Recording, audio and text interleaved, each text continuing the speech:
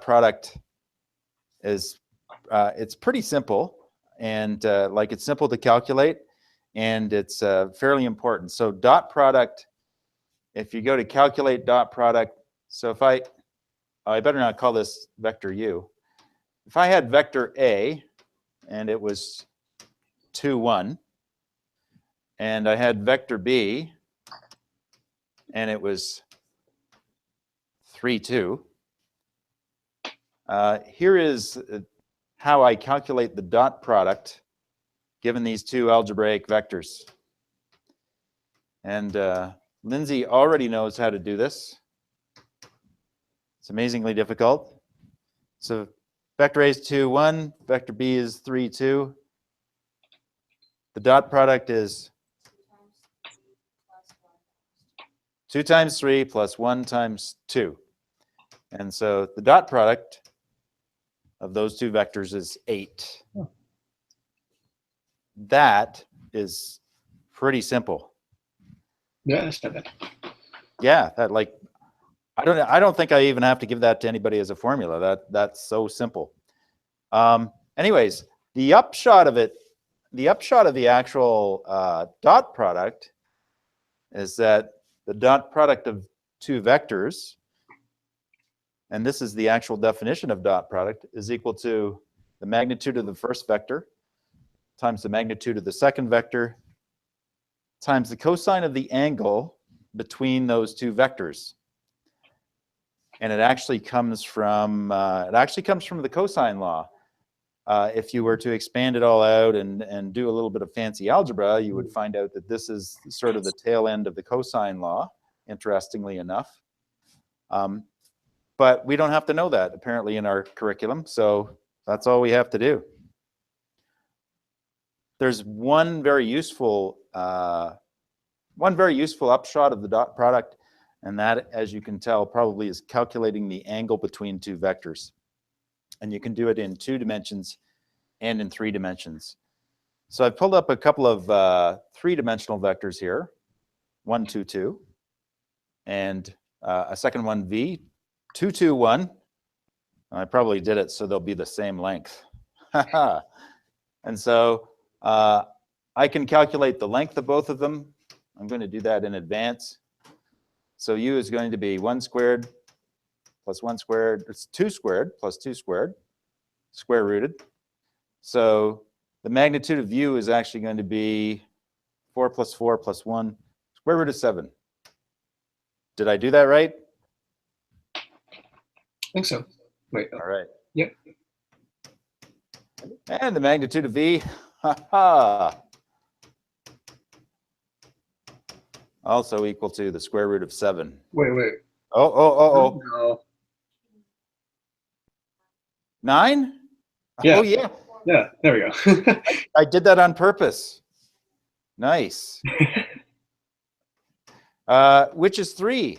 These are both 3 long. You can tell I did it on purpose because it works out perfectly. Mm-hmm. Lindsay's acting doubtful, but oh, ye of little faith. Okay. So here we go. I know that the dot product of these two vectors is equal to the magnitudes multiplied together and the cosine of the angle. And so I can say that 1, 2, 2 dot 2, 2, 1 is going to be equal to 3 times 3 times cosine of theta, and theta is the angle between those two vectors. Okay, now we have the difficult problem of calculating out what this dot product is. And as you know, sometimes when I add numbers together, I get them wrong or square them. So watch out. 1 times 2? 2. 2 times 2? 4. 4 plus 2. Oh, I'll just continue this nonsense on here. I guess I could have multiplied 3 times 3. 8 is equal to 9 times the cosine of theta. And so the cosine of theta is equal to 8 over 9. So theta is equal to the inverse cosine of 8 over 9. Okay. I am now going to take my calculator, and I'm going to do this right. No, I already did it wrong. Inverse cosine of 8 divided by 9. And I get that this angle is 27 degrees. Yep. And so, like, that's the dot product. Now, in the CMC lecture, there's a nice way of proving that from this definition, this really simple algebraic operation sort of follows. And so I encourage you to take a look at that. But like, that's the dot product.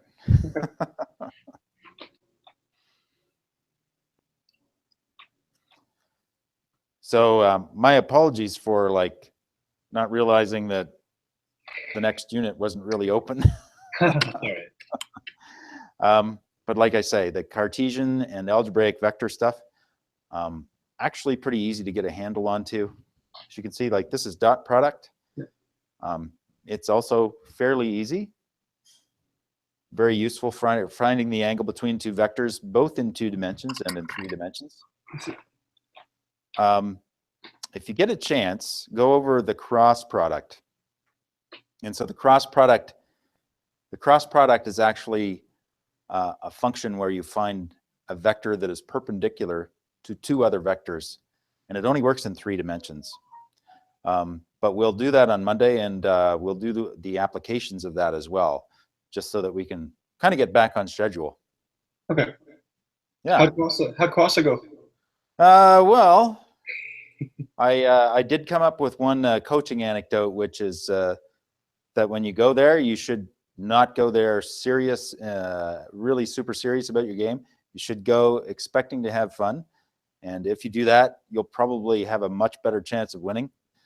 So I didn't realize this. I guess I overestimated the level of frustration that badminton can bring about. So, you know, if you smash it into the net,